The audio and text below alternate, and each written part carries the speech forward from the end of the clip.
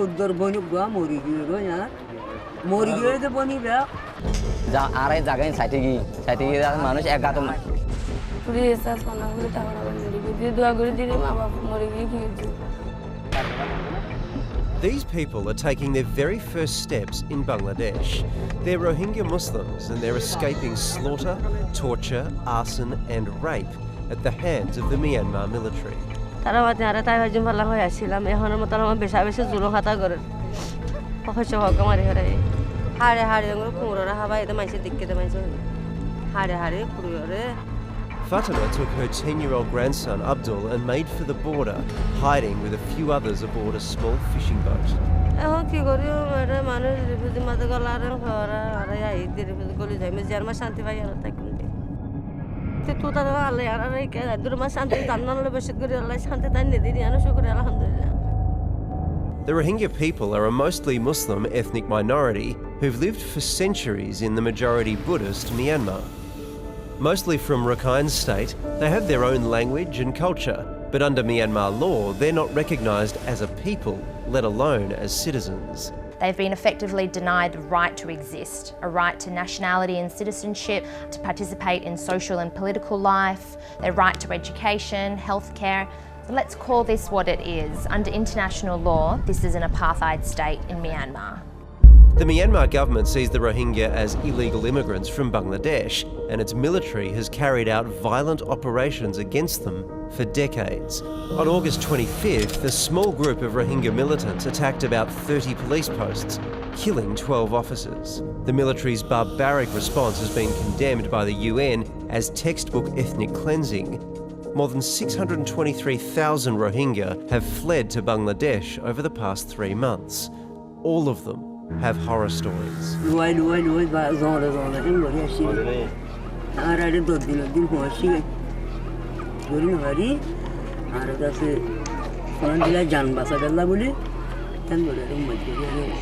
60-year-old Rahima trekked through the jungle for 10 days to escape. She saw 2 of her siblings killed and has no idea if other family members are alive or dead.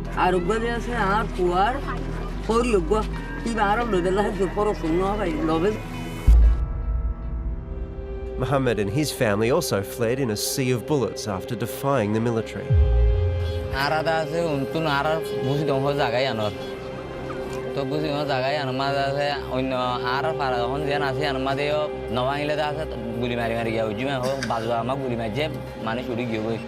On their way to the border, they saw an open mass grave of Rohingya. 2 weeks ago, the Myanmar army concluded an internal investigation into reports like these. It exonerated itself of all accusations. But the evidence is overwhelming. Satellite images show Rohingya villages razed to the ground. And across the border, entire hospital wards are devoted to Rohingya whose broken bodies bear testament to the carnage.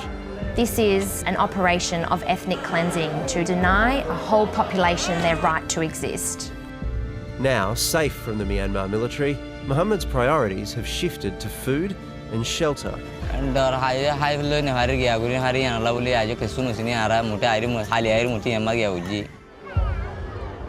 900,000 Rohingya live in official refugee camps, sprawling mini-cities dotted across the southern Bangladeshi district of Cox's Bazar.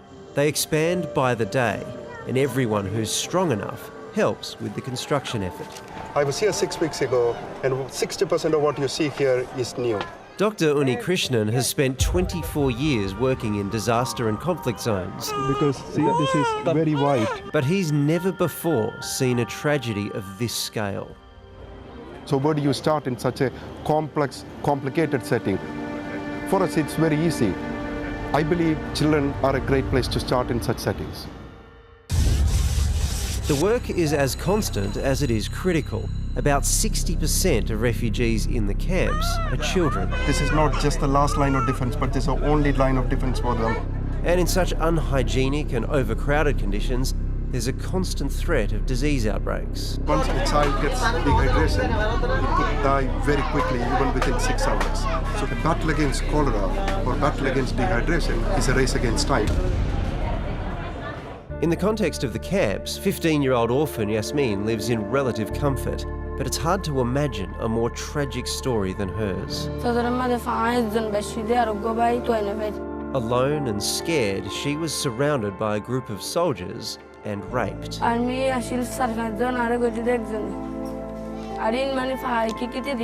She begged for a place in a boat taking refugees to Cox's Bazar.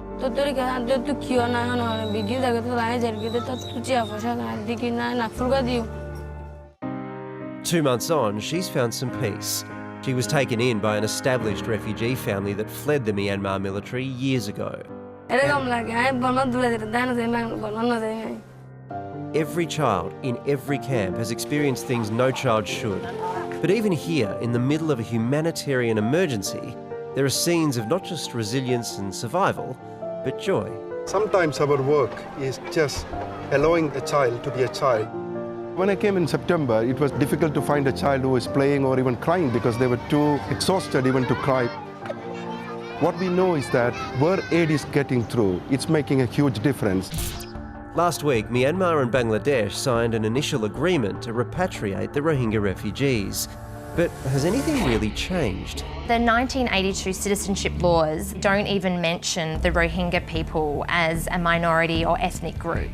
Myanmar's leader and Nobel Prize laureate Aung San Suu Kyi refuses to condemn the violence of the military. We've been very disappointed with her silence. There needs to be a complete overhaul of the current systems, policies and laws that continue to segregate and discriminate against the Rohingya people. And many Rohingya villages simply no longer exist. So where would they go? যদি মা থাকিতো বাপ থাকিতো বায়ন থাকিতো সসম্পত্তি থাকিতো ঘর থাকিতো তা